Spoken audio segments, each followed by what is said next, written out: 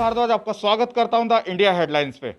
आज मैं उत्तरी जिले में, बाहरी जिले दिल्ली के नॉर्थ डिस्ट्रिक्ट में आ चुका हूं, जहां पर आज एक एसडीएम का रिटायरमेंट है और उनसे साझा करते हैं कि जब कोरोना काल में उन्होंने किस तरह से इस जंग को लड़ा और आज रिटायरमेंट लेते हुए उनको किस तरह की खुशी का महसूस हो रहा है, क्योंकि एक सरकारी ऑफिसर के लिए रिटायरमेंट का वक्त उसके लिए खुशी और गम का दोनों को साझा करने वाला एक वो पल होता है जो उसकी यादों में कहीं ना कहीं समा जाता है और उसकी यादों में वो पल हमेशा जिंदगी भर मरते दम तक याद रहता है। उसके जो कार्यकाल का जो वक्त था, उसने जो समस्याएं, जो खुशियां और जो अपने साथी गणों के साथ समय बिताया, वो यादगार का पल होता है। आज मेरे साथ है टीएन मीना जी और उनसे जानते हैं कि किस तरह का उन्होंने अपना समय बिताया और एक कोरोना काल की जो उन्होंने रिटायरमेंट के वक्त जंग लड़ी है, क्योंकि नरेला एक ऐसा क्षेत्र रहा है जिसमें सबसे पहला क्वारंटीन सेंटर दिल्ली सरकार का बना और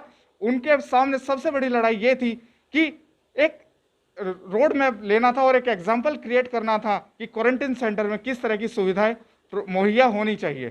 टीएन मीना जी, आपका स्वागत है द इंडिया हेडलाइंस पे। और आपसे सबसे पहला मेरा सवाल कि रिटायरमेंट के वक्त, कि रिटायरमेंट के कुछ महीनों पहले क्वारंटीन सेंटर बनता है नरेला में, वो उसको किस तरह से आपने हैंडल किया और किस तरह से आगे ये लड़ाई लड़ी?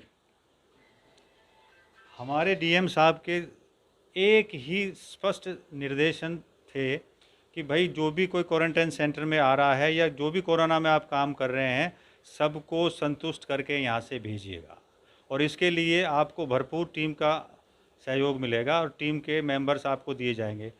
तो फॉर्चुनेटली मेरे को बहुत ही बेहतरीन करीबन 150-200 आदमी दिए गए थे और उसमें एक से बढ़ के एक ने का काम किया है। जैसे वासिल है, प्रवीण है, ये है भूपेंद्र जी है, सुनील कुमार जी है, ये थेंटल साहब हैं, इनका नाम मैं भूल रहा हूँ, क्या नाम है आपका? अमित है।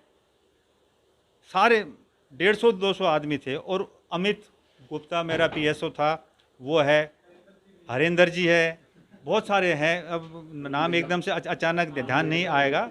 सभी ने कोरोना सेंटर जो नरेला में है, हमने रात दिन वहाँ ड्यूटी किया है और मैंने तो फ्रंट से लड़ा है कि बिल्कुल भी हिचक नहीं किया कि भाई ये आदमी तबलीगी का है या कोरोना का है। हमने तो आमने सामने खड़े होकर बात किया है। सिमिलरली माइग्रेंट्स को जब हम भेज रहे थे, धूप में खड़े होकर मेरे सभी साथियों ने खाना, हर ज़िले का मुझे नहीं पता, हमने हर आदमी को डबल खाना दिया, डबल बोतल पानी की दी, जिसने ज़्यादा मांगा उसको ज़्यादा दिया।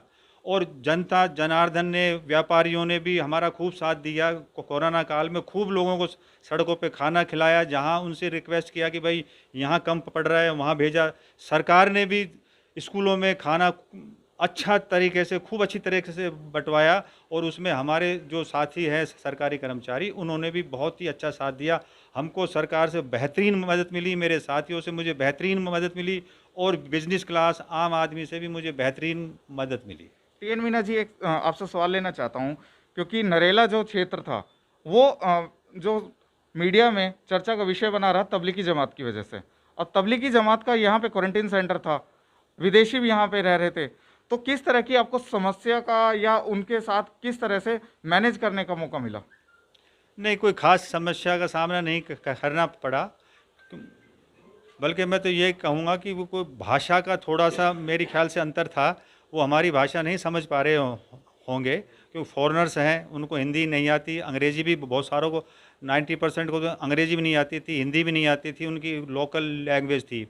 सिमिलरली ये साउथ इंडियंस थे, उनको भी नहीं आती थी, तो वो एक कम्युनिकेशन गैप सा था। उसको हमने उनके ही लोगों को बुला के ये जो इनके रिहायशी इलाके हैं वहाँ से उन लोगों को बुलाया और कम्युनिकेशन का संपर्क साधा। फिर उसके बाद में सारी चीज़ अपने आप ठीक होती चली गई और वो बाद में बहुत कोऑपरेटिव हो गए। जैसा उनको निर्देशन दिया जा रहा था वैसे ही वो करते जा रहे थे। टेस्ट के लिए भी, खाने के लिए भी, ऐसा हमको कोई समस्या नहीं हुई।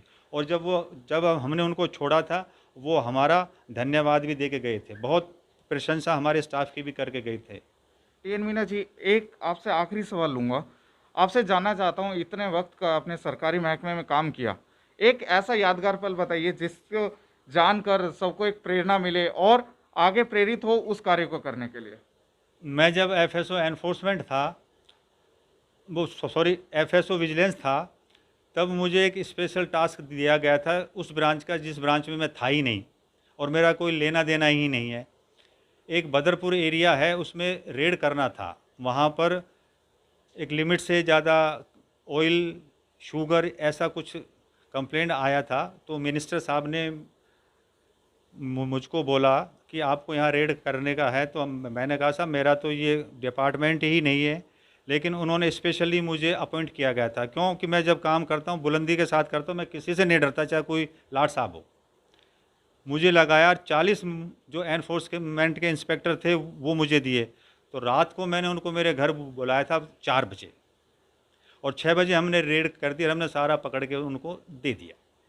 ये मेरे लिए एक यादगार है कि मतलब जिस जो ब्रांच कार्य में क्षेत्र ना होते हुए उसमें मुझे भी निपुणता से आपने कार्य किया और उसमें सफलता हासिल करी।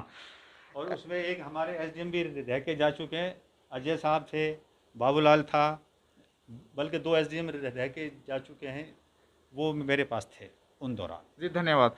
जैसे कि अभी ये बाहरी क्षेत्र के एसडीएम से बात हुई टीएन मीना जी से, और उनको द इंडिया हेडलाइंस की तरफ से शुभकामना देते हैं और आगे की जो उनकी जिंदगी है उसके लिए शुभकामना देते हैं। ऐसी तमाम बड़ी खबरों को पाने के लिए आप देखते रहिए द इंडिया हेडलाइंस। लाइक कीजिएगा, शेयर कीजिएगा और सब्सक्राइब कीजिएगा।